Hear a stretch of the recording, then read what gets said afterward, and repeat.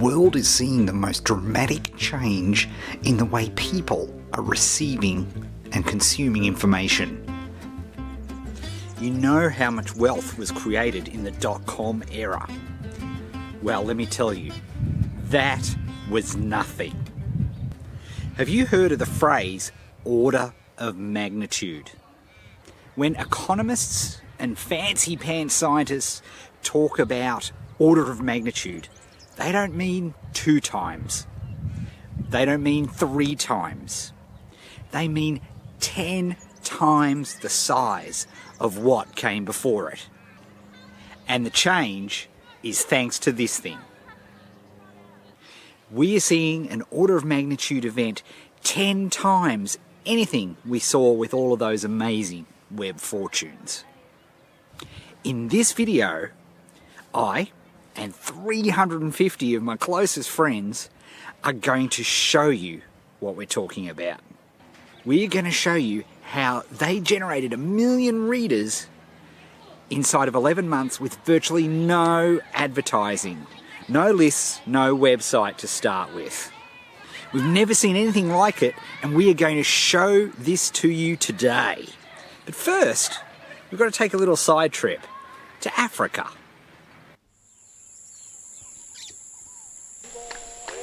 The first entertainment and communication device was the African drum.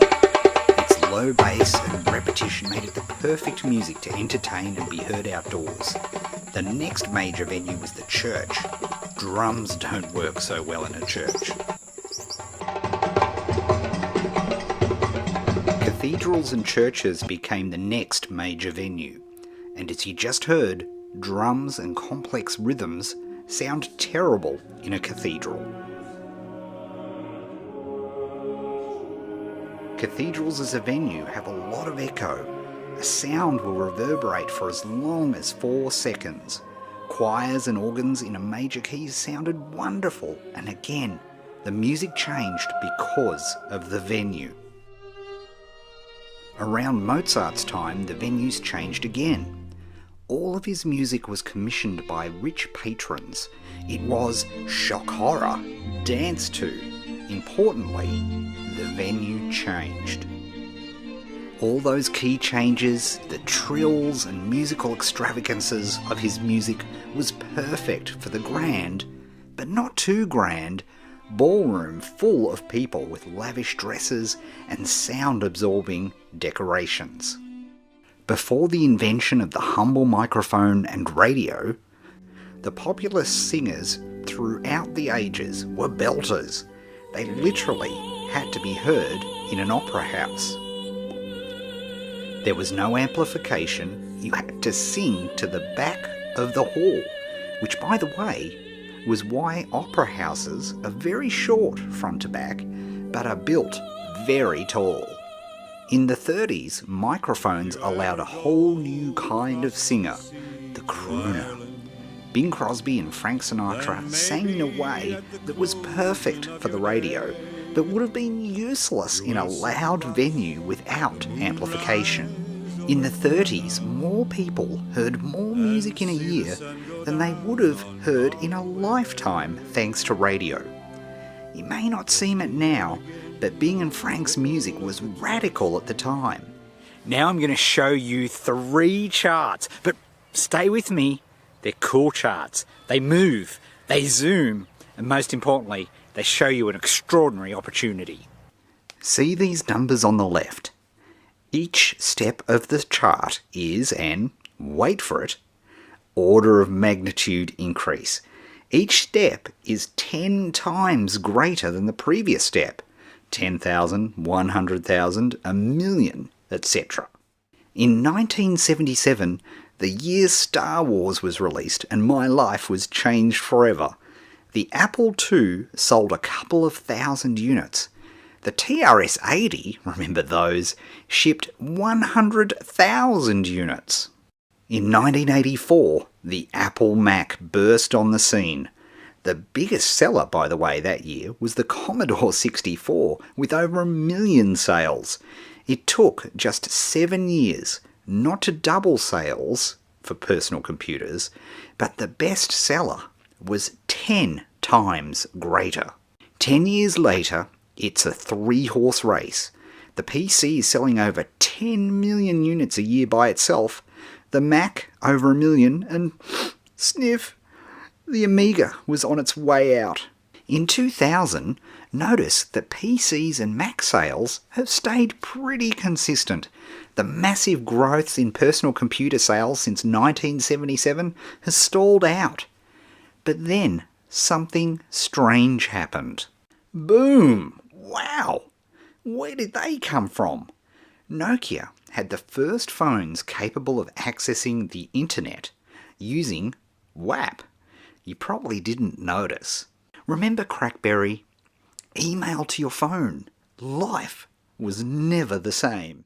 Nokia, Windows, RIM, Palm and the others in just 5 years started selling in the millions. Then, in 2007, the world changed forever with this. An iPod, a phone,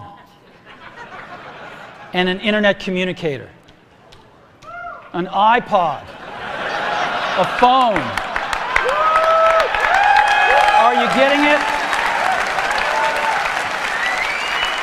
These are not 3 separate devices. This is one device. And we are calling it iPhone. The iPhone smashed onto the scene and things would never be the same. By the end of the year, it was selling in numbers the mobile world had never seen. This was the start of the most disruptive change in venue we've ever seen. In 2007, I, and you, were making products that would be consumed in DVD players and on desktops. We designed our product for those venues. We didn't know it yet, but the way Joe and Jane Smith was going to buy and consume content was going to change forever. Let's look at this in an even more dramatic way. In 2007, the iPhone and the modern smartphone era began. Smartphones can access the internet, and most importantly, people can buy stuff on them. Let's go to 2010, just 3 years later.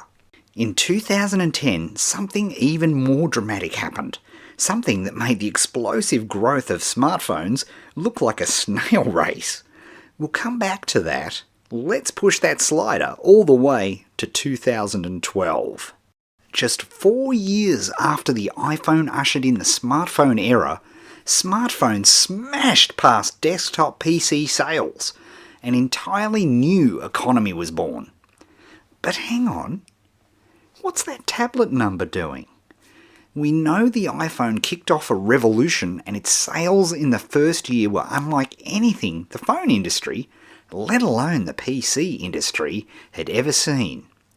Well, have a look at this last chart. If you come away with one thing, if I can go all Paul Revere on you and get on my horse to warn you of the information technology equivalent that the British are on their way, it's shown on this chart. As of earlier this year, the iPad, at the equivalent time in its history, after just 3 years, is selling 3 times more than the iPhone at the same point. And it's accelerating. People are buying iPads in numbers that have been never before seen. Never. Nothing has exploded this much. Venue theory has caused a massive problem in our industry, in the information selling industry. With every massive problem, there is an even more massive opportunity. In a few moments, we're going to show you exactly how to exploit this situation. But first, let me show you the problem. In just 5 years, the app economy has changed everything. Joe and Jane Smith expect an amazing experience for the price of a cup of coffee. Trying to sell a $2,000 course on the iPad is just not going to cut it. Even worse, if your production values and design are not top shelf, you're, I believe the technical term, stuffed. Overlay this and you are trying to compete with the attention of 1 million, literally, other apps. To make matters worse, Joe and Jane Smith are not spending the time they used to in front of their desktop. More and more of our customers are buying iPads as their primary device. Trying to deliver the products that were so successful for us on the PC are unwieldy and they just don't fit. We have to rethink everything we need to figure out what's the music to fit in this venue. Look, it's not your fault. We've seen this with every major shift in media. So what works? What fits with this amazing opportunity? How do we get noticed amongst millions of apps? How will we do it without spending a fortune getting ourselves noticed? I'm glad you've asked. Let me show you. You're looking at the little blue books. This was the internet of the Great Depression, in railway stations and newsstands all around the United States. These little books sold the equivalent of $15 billion worth in today's money. In the midst of abject poverty, these little books informed, educated, and entertained people for an amount of money that most could afford. Does that sound familiar? And around the same time, magazines took off and made the 1930s equivalent of stupid money. A magazine could deliver all the news on a certain topic. The people who ran magazines became incredibly powerful and influential, and filthy rich. If the internet was a problem for the magazine industry, the iPhone and the App Store were an extinction level event. If people were bored or needed information, they whipped out their smartphone. This was a disaster for the magazine industry. But then something happened. Specifically, this happened. In 2011, Apple created a special section of the App Store called the Newsstand, a special place on the home screen of everyone's iOS device for magazines. For the first time, magazine publishers and no one else. You can't do any of this with a normal app on the App Store. You can subscribe with one button click and Apple takes care of all the billing. With email getting harder and harder to deliver, push notifications, think text messages for apps, are the future. And in a later video, we're going to show you some jaw-dropping stats. Whoa, yes, you just saw it. Apple lets magazine publishers, and only magazine publishers, not any other app developer, get email addresses and location information with the reader's permission. People have been prepared to pay for information on the stuff they love for hundreds of years. And trust me, they're going to do it for hundreds more years in the future. It's just the venue has changed. Thanks to the power of Apple's Newsstand and the extraordinarily massive market they have made, we're going to piggyback on top of all of those big massive publishers with their big massive ad dollars. We're going to get articles and amazing photography for free. And best of all, break pretty much every rule in publishing to make this the most easy way to publish information that people will pay you for, which is very important, let me tell you, that we've ever seen. Yep. See those awesome looking magazines next to those famous titles on the newsstand? Every one of them used the blueprint and some amazing software to get into markets they'd only dreamed of, piggybacking off and then dominating the biggest publishers in the world. Thanks to Apple's Newsstand, 155 million iPad users, and awesome software system, with all of this, you could totally create a magazine in your niche that will make you money and build a list without spending a fortune on advertising. In fact, for the majority, they don't spend a single cent. I know that sounds like a bunch of kangaroo droppings. I'm going to show you a video in a couple of days' time that contains all the proof that you could need. In the meantime, think about this. If you started a website today and you had no money to advertise it, nothing, you couldn't tell anybody, you couldn't do anything, how many subscribers to a list do you think you would have by the end of the month? How many sales will have you made? Well, unless you told your mum about the website, I suspect the answer's 0.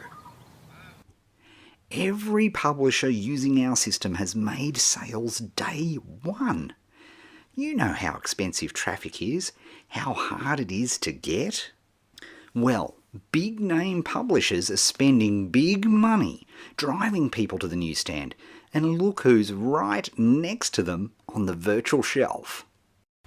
Okay, I've been hinting that there's a trick, and you've got me.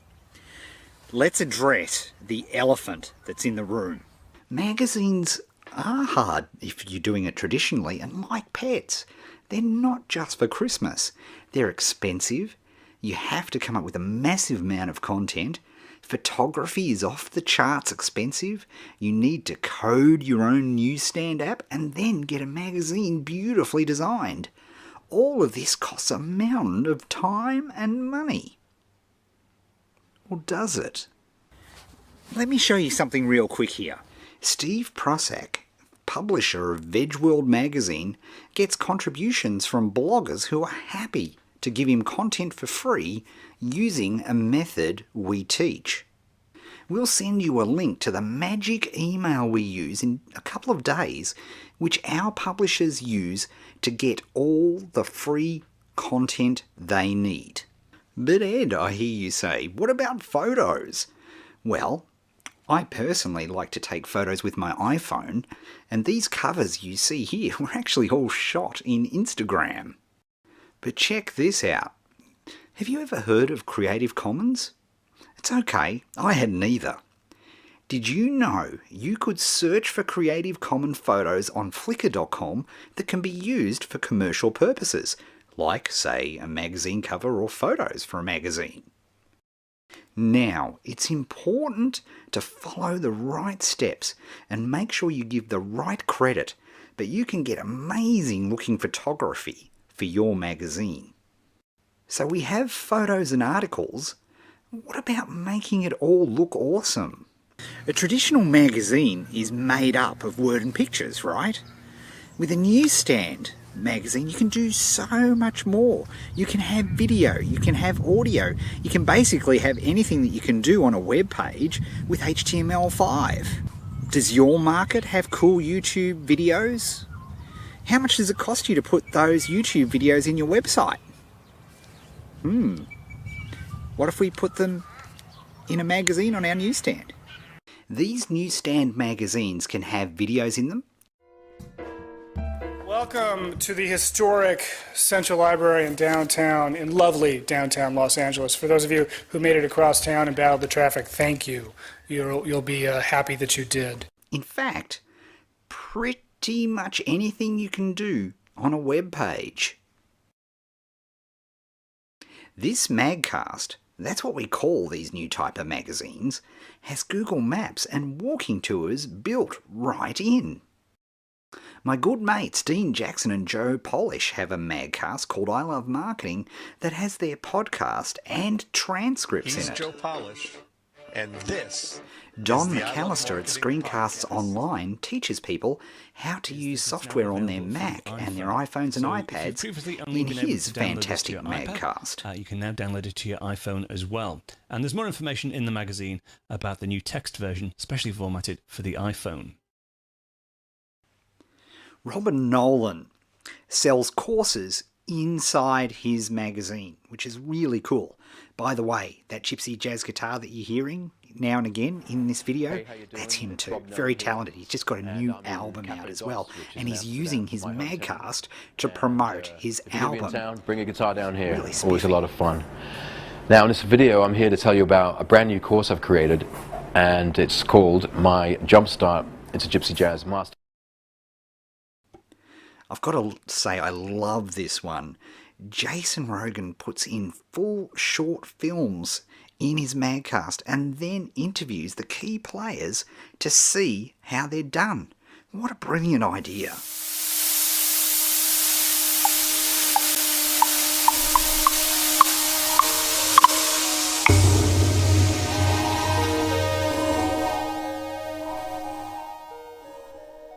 You see, there's so much amazing material being produced every day that your magazine can act as a curator, as a tastemaker in your market. You're doing a massive favour for everybody by bringing them the best stuff, the most interesting things that are happening in one incredible package. Remember, the venue has changed. Who surfs the web anymore? When your readers have a precious few minutes to kick back and really delve into something, you're there. By the way, you're in good company. Did you know Time magazine's first issues were created by Time getting the best articles from the 13 New York daily newspapers that were around at the time and then, rather naughtily, rewriting them? Not something we'd recommend, by the way. Reader's Digest took the 28 best articles published in these newfangled magazines and published them as, you guessed it, a digest. People will pay you to save them time. Which brings me to a really important point. Why would you publish on Apple's Newsstand? Well, my mentor Gary Halbert always said to me, go where there's the starving crowd. Today, that's Apple's Newsstand. I've never seen anything like it for generating leads. Remember, Charles built a 7,000 person list in 3 months without spending a cent on advertising. And, of course, making money while he was doing it. People were paying him to get on his list. Making money in a market you never thought you had a hope of cracking? Don't take my word for it. In the next video, you're going to hear from people just like you who have published in the Newsstand. And I'm not just saying this for effect. It's changed their lives. You don't need a website. You don't need a list. You don't need a product. You can create an entire business out of your magazine, and I'm going to show you a bunch of great case studies in our next video. And of course, you don't need traffic. You don't need SEO.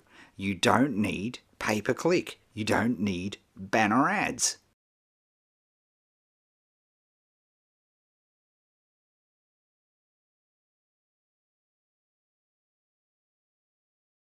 It really is awesome. And as of today, we have 374 successfully published MagCast. The people just like you have published and started. You should also know, if you have an existing business, not only can you make money publishing in the Newsstand, it's also a great way to generate leads to sell all of your other products and services.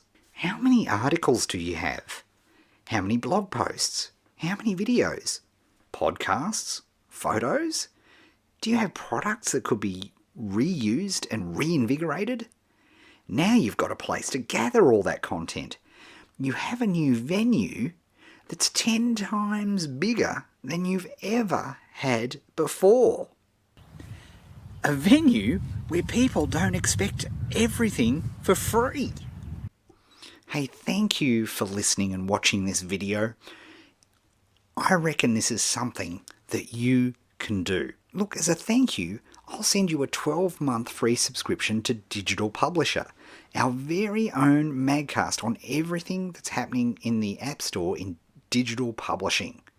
Oh, by the way, giving away coupon codes is another thing you can only do in Apple's Newsstand.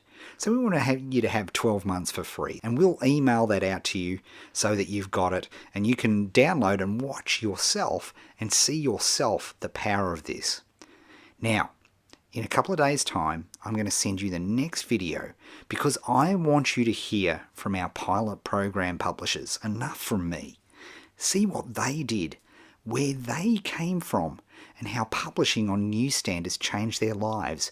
You'll hear from people from Nepal, Kazakhstan, here in Australia, in the United States, in Europe, all over the world, travelling, experienced publishers, people who have never ever thought of publishing and are complete technophobes.